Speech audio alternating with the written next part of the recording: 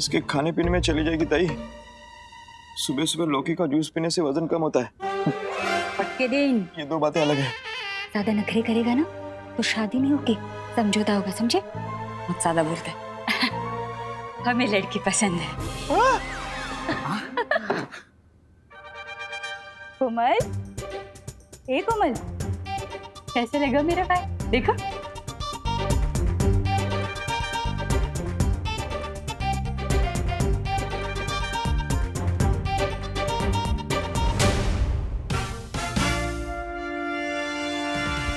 समझ सकता हूँ, मुझे तो जूस भी जबरदस्ती पीना बिल्कुल पसंद नहीं, और यहाँ तो किरपन अंकल की जबरदस्ती शादी हो रही है। मुझे कुछ तो करना पड़ेगा। कोमल बेटा, तुम्हें लड़का पसंद है या नहीं?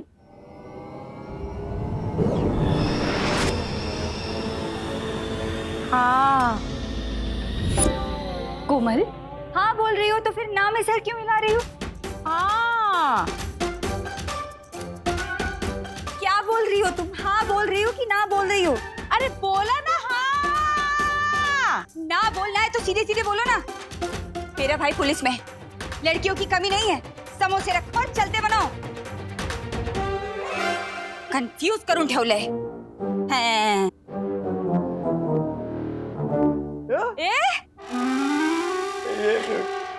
ये काल वृक्ष की जड़ें हैं जद्दाली, जो बहुत ही जल्द इस पूरी दुनिया में फैलने वाली है।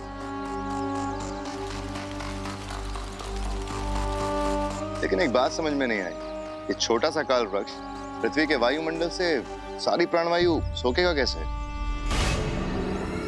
सब्र रखो भैमार, सब्र का फल बहुत मीठा होता है, लेकिन इस बार बहुत कड़वा होगा।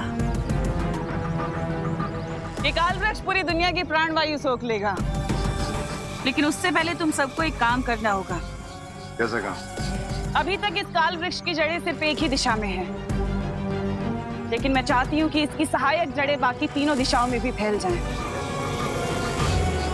अरे लेकिन भैरानी, सर्वकाल मंदिर के तालाब से तो आपने सिर्फ एक मूल बीज निकाला था, अब बाकी के सहायक बीजों के लिए आप क्या तालाब में डुबकी लगाओगे?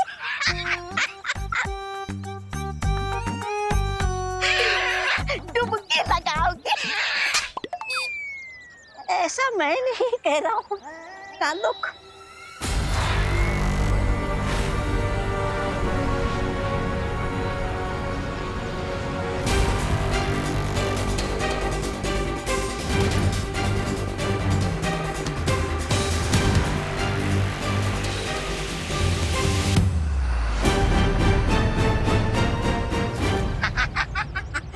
भले ये काल वृक्ष की डालों पर कोई चिड़िया अपना घोंसला ना बना पाए, लेकिन ये काल वृक्ष तो अंडा देने वाला वृक्ष बन गया है। ए वृक्ष, दे दो मुझे और अंडे दे दो।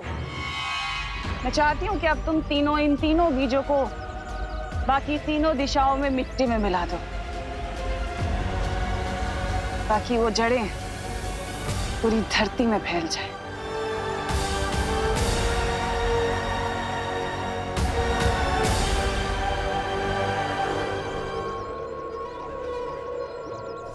भगवान, देखो पता है आज तो मैंने बहुत ही अच्छा काम किया है।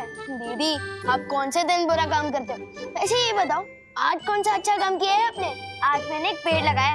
अगर दुनिया का हर एक इंसान एक पेड़ लगाए तो इस दुनिया में एयर पोल्यूशन की प्रॉब्लम तो हो ही नहीं सकती। वो तो है दीदी, लेकिन मुझे एक बात समझ नहीं आई, बीज लगाते ही वो पेड़ एकदम से कैसे बड़ा होने लग गया था? एक दो एक दो एक दो एक दो एक दो एक दो। दादा की अब ठीक तो है ना? हाँ बेटा ठीक हो। बेटा पानी लाना। ये लीजिए दादाजी, पानी पीजिए।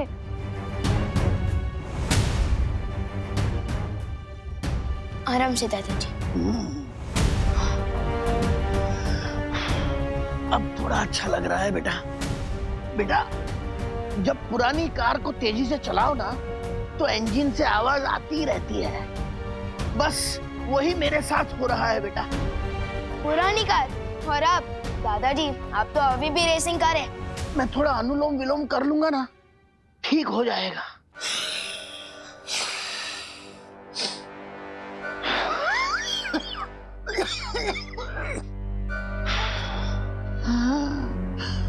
विवान बेटा, मुझे सांसें लेने में दिक्कत हो रही है।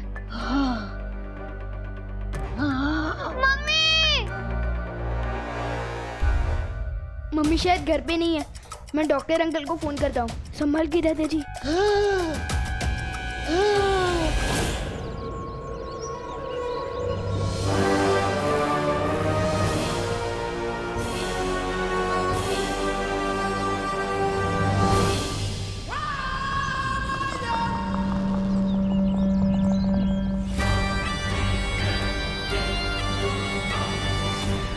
लगता है यही है निशाचर पक्षी। इससे पहले कि ये पक्षी मां के हाथ लग जाए, मुझे इसे पकड़ना होगा।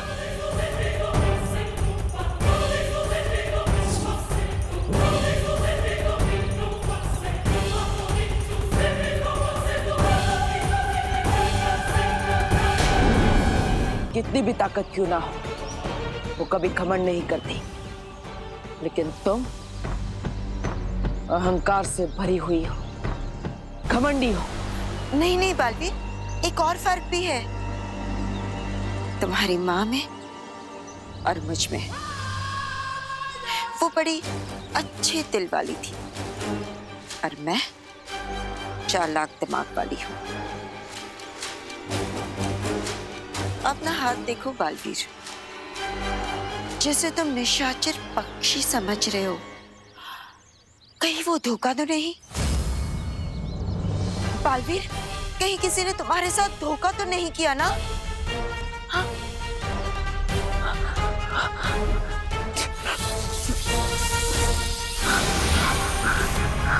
क्या हुआ?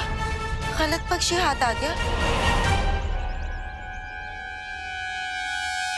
इस जटिल वन का एक दस्तूर है, एक गलत फैसला आपको कड़ी सजा दिला सकता है।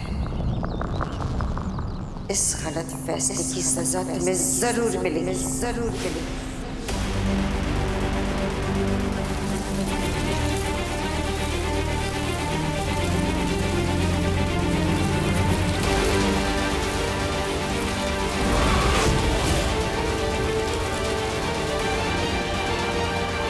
नहीं माँ,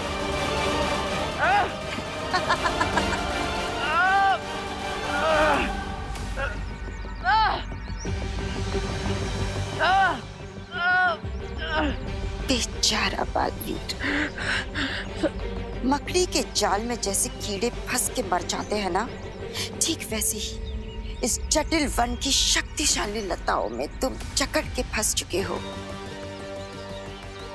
आप क्या करोगे? हाँ, ना ही तुम यहां से जा सकते हो, ना ही उस पक्षी को पकड़ सकते हो, और ना ही तुम नासा को कभी रोक सकते हो। क्या करने वाली है तुम नासा? धरती लोक को शमशान बनाने वाली है।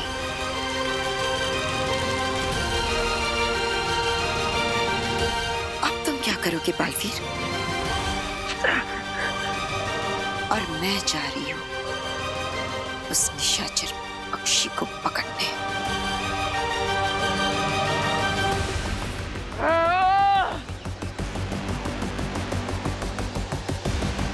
नहीं, मुझे तुरंत शौर्य और परियों को इसके बारे में बताना होगा। एक बार तुम इस जंगल के अंदर चले गए तो ना तुम किसी से संपर्क कर पाओगे और ना ही कोई तुम्हारी मदद कर पाएगा। अब मैं क्या करूं? कैसे निकलूं यहाँ से?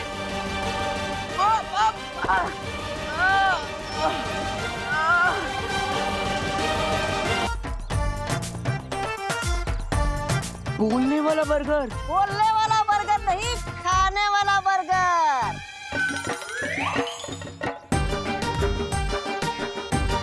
बोल तो मैं रहा हूँ, खाना चाहोगे ये बर्गर? वैसे तो मम्मी ने कहा है किसी भी अनजान लोगों से खाने पीने की चीज नहीं लेनी चाहिए। है? लेकिन चिंटी, इसी चक्कर में कितनी सारी चीजें रोज वेस्ट हो जाती है। चॉकलेट, टॉफी, हाँ, पिज्जा, और हमें खाना वेस्ट करना बिल्कुल पसंद नहीं।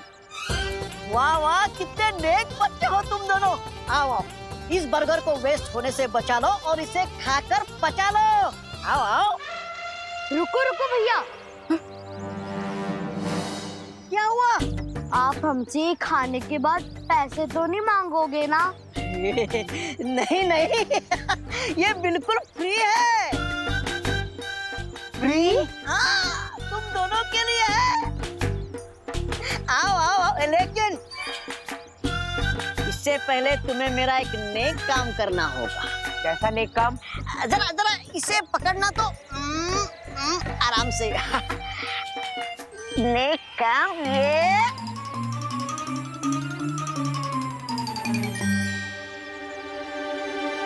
ये बीज बोना होगा।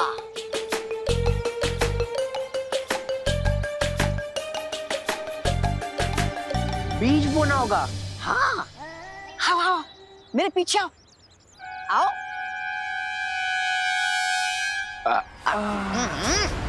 अच्छा काम करके कितना अच्छा महसूस होता है ना चिंटी। वैसे बर्गर बहुत मस्त था। हाँ भैया, लाओ ये बीज बो दे। आखिर ये भी तो हमें बड़ा होकर खाने के लिए फल और फ्रूट ही देगा ना। हाँ, ये लो, कुदाल खोदो, गड्ढा खोदो, बीज डालो।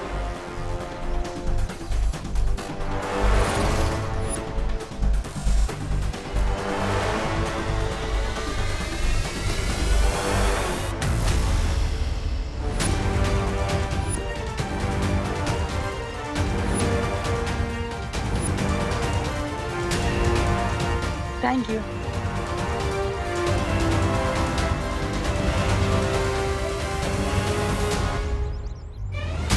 रानी, ये तो बहुत बड़ा वो हो गया।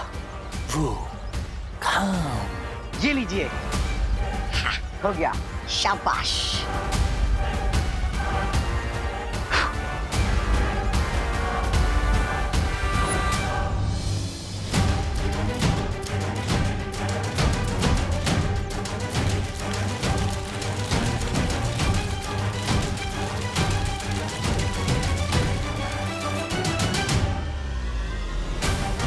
ये मुख्य काल वृक्ष अब बाकी के 3 सहायक काल वृक्षों के साथ जुड़ चुका है।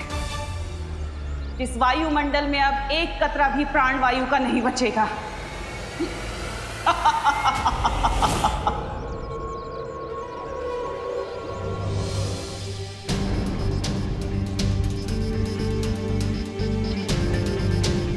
अरे पापा जी, क्या हुआ आपको? लगता है अब इन्हें अस्थमा की शिकायत शुरू हो रही है।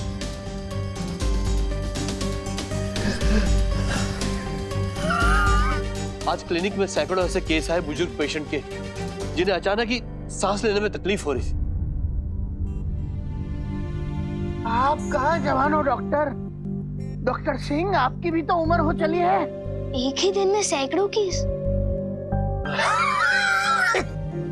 दादाजी संभल के। मुझे भी सांस लेने में प्रॉब्लम हो रही है, पता नहीं क्यों। डॉक्टर साहब, आप दोनों आराम कीजिए, मैं पानी लाती हूँ। ला रही हूँ पानी। और इसका कारण है लगातार कटते हुए पेड़। हमें उन आंटी को ढूंढकर और बीज लगाने चाहिए। अब किस आंटी की बात करी होती थी? अरे वही आंटी जिनके साथ मिलकर मैंने हवा को साफ करने वाला बीज बोया था। अब कमाल की बात तो ये है कि एक ही मिनट में वो बीज पौधा बन गया था। दीदी, आप किस आंटी की बात कर रही हो? मम्मी की कोई दोस्त थी और उनके साथ एक छोटा लड़का भी था। बहुत ही मजाकिया किस्म का था। कहीं वो दोनों दमनाश और तौबा तौबा तो नहीं थी? दीदी, आपने वो बीज कहाँ लगाया था? ग्रीन गार्डन में। क्यों? अरे विवान, क्या वो बता तो सही।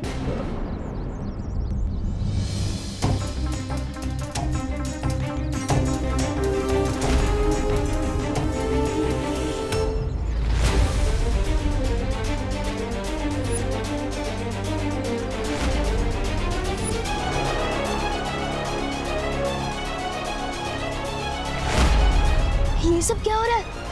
इन सबको सांस लेने में तकलीफ क्यों हो रही है? कहीं दमनाशा ने हवा में कोई जहर तो नहीं मिला दिया? मुझे परी और पार्टनर से मिलना चाहिए। मैं हार नहीं मान सकता। मुझे जल्दी इस निशाचर पक्षी को ढूंढना होगा। पता नहीं तिन्ना सब क्या करने वाली है।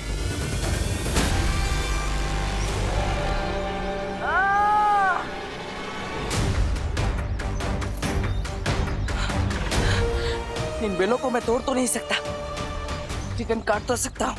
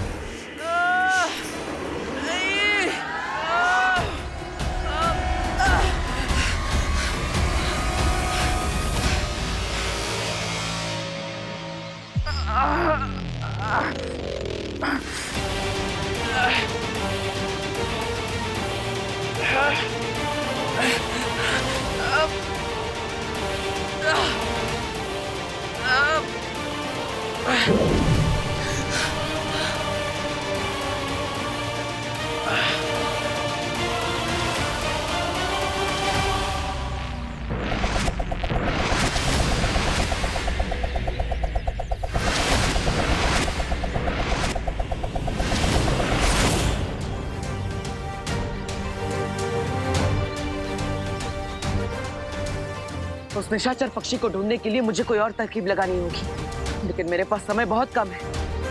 मुझे तो ये भी नहीं पता कि तिन्ना सब पृथ्वी लोक पर कौन सी नई चाल चल रही है, और विवान और परिया उसका सामना कैसे करेंगे।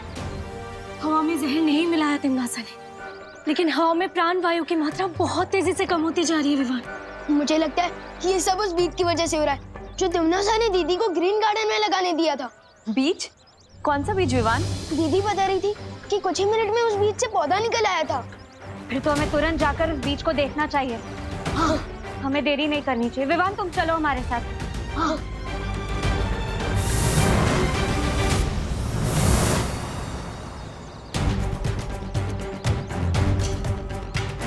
लेकिन हम उस पौधे को ढूंढेंगे कैसे? जरा सोचो पानी परी, जो पौधा हवा से प्राण वायु सोख रहा है, वो पेड़ तो धरती के पेड़ जैसा बिल्कुल नहीं दिखता होगा। अगर कुछ ही मिनट में वो बीज से पौधा निकल आया था, तो अब तक तो वो पौधा बहुत बड़ा पेड़ बन चुका होगा।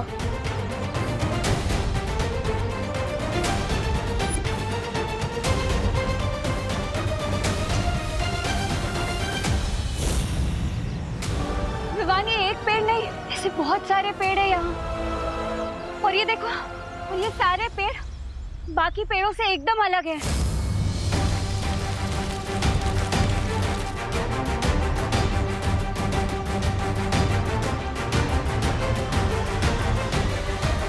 ये पेड़ तो बहुत तेजी से धरती की हवा से प्राण वायु सोख रहा है।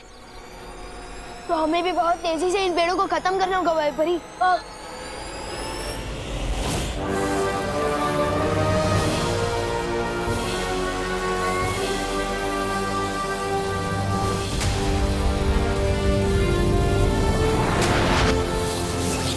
यस।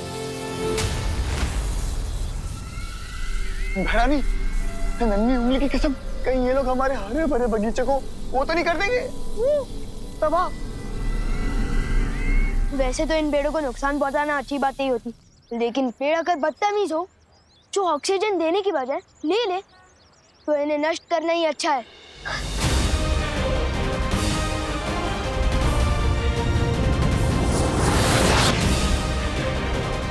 हमें जल्दी से जल्दी इन सभी पेड़ों को नष्ट कर देना चाहिए।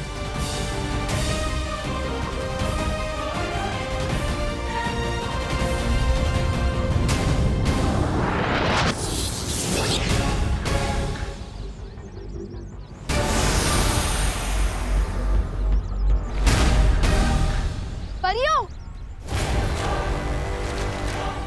क्या हुआ विवान? वो देखो, न जाने तिम्नासा ने कौन सी खाद देकर इन पेड़ों को बड़ा किया, जो इतने हमलों की बाद भी ये अभी तक जिंदा है। ये सिर्फ जिंदा ही नहीं, ये तो बहुत तेजी से बढ़ रहे हैं।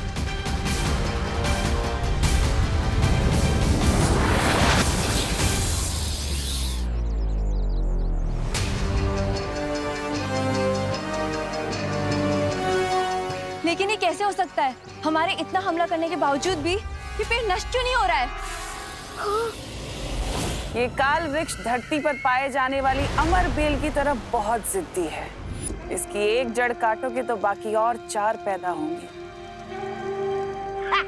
और बेचारा महावीर तो कुछ कर ही नहीं सकता क्योंकि उसे तो महारानी ने जटिल वन में कैद करके रखा है।